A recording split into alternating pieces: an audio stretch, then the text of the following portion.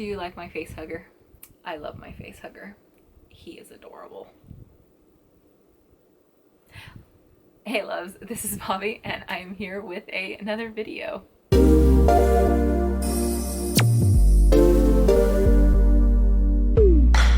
And this is going to be my Monsterathon Tag video. This is going to be a really quick video. This is for the Monsterathon, which I posted my TBR at the beginning of the month. This was a month-long readathon that has to do with everything aliens, monsters, ghosts, and it is so much fun. I'm having a blast with it. I've read some great books so far.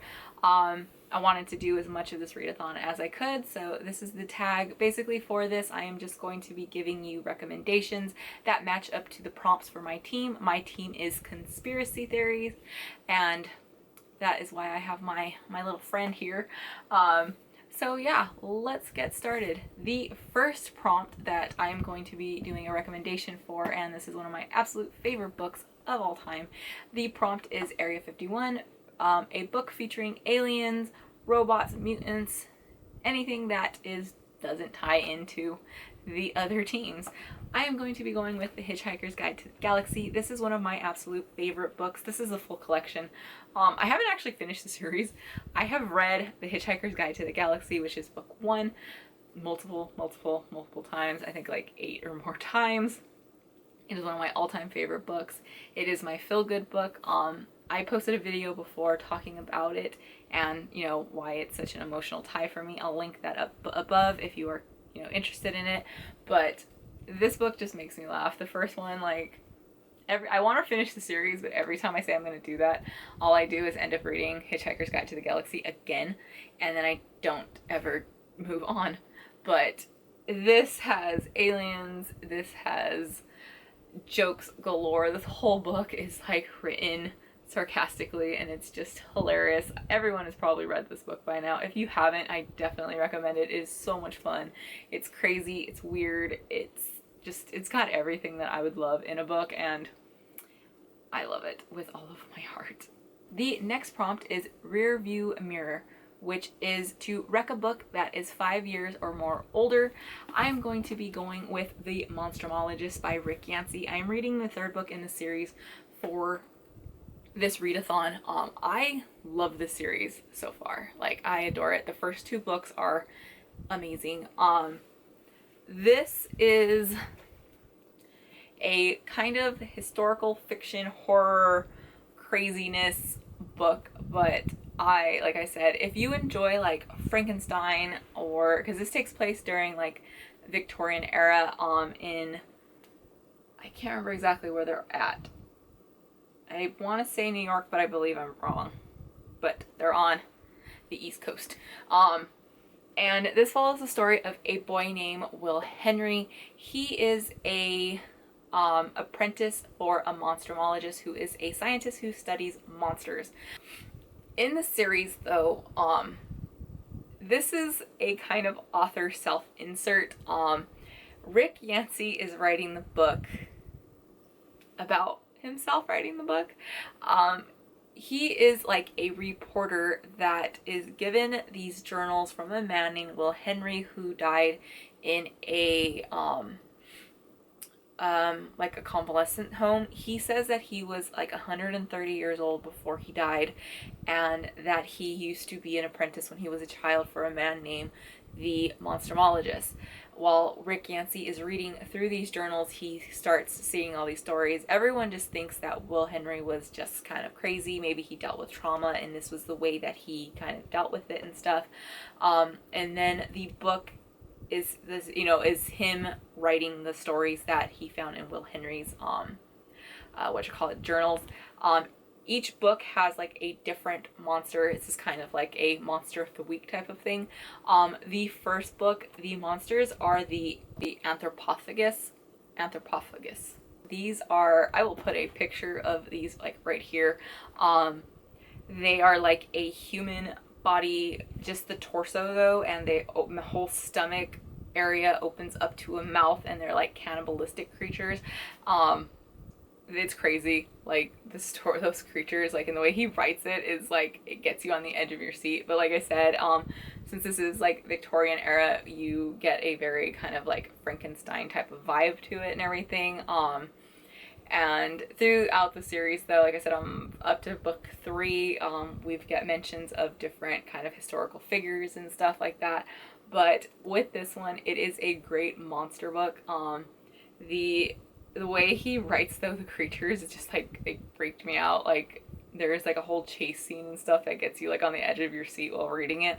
But this is a great series. I definitely recommend it. Like I said, I haven't finished it yet. I only have one more book to go in the series. There are 4 books, and I can't wait to finish it. But this one is a high recommendation for me if you just kind of want kind of old school kind of horror. It is just so much fun. The next one is Upside Down, a retelling. I wasn't really sure which one I was going to go with for this one, but you know what?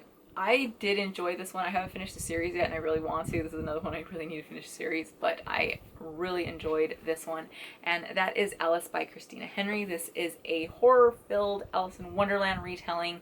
Alice is in a mental asylum, and that is where she meets her friend Hadda, I believe is what he goes by. And of course, they're not going to say his name on the back.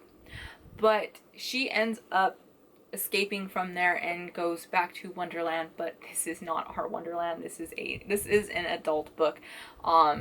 Wonderland is grotesque and terrible, and I believe it's the Caterpillar. He runs like a strip club / brothel where they've kind of mutilated the women there. They're like, I don't want to say because I don't want to spoil it, but yeah, it's got a lot of body horror. This was really cool. I really enjoyed this one. The only thing about this one that I wasn't a huge fan of was the ending felt a little abrupt, but there is another book. I haven't read it yet, but I can't wait to dive back into this one because, like I said, I loved Christina Henry's writing and her world. Like, she just made Wonderland grotesque, and I loved it.